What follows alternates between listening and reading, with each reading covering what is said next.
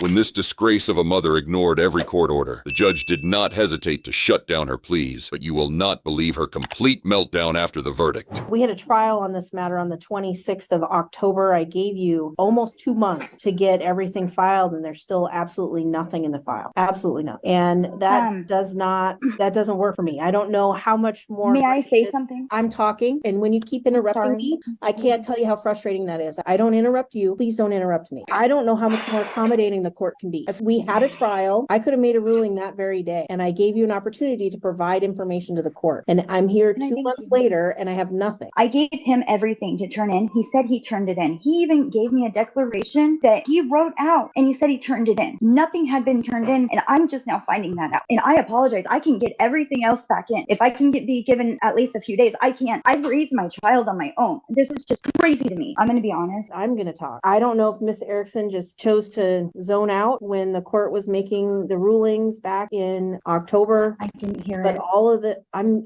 muting you because you keep interrupting me. So please don't unmute unless it's your turn to speak. It sounds like the only thing that she's done is the hair follicle, which is great. And I'm glad that that came back clean. I agree with Miss Winkles. There is some concerns if she's claiming she's on a Suboxone program and it's not even showing that. That is a concern. That doesn't just, I get immune to Suboxone, so it's not in my hair. That's not how that works. So I'm gonna adopt the orders. I'm gonna sign this parenting plan. So what that means, Miss Erickson, is you're gonna have visitation with your child until you get that that evaluation done. And then once that evaluation is done and it's collateralized, then my hope is that we'll move to a 50-50 parenting plan. You're hurting my child.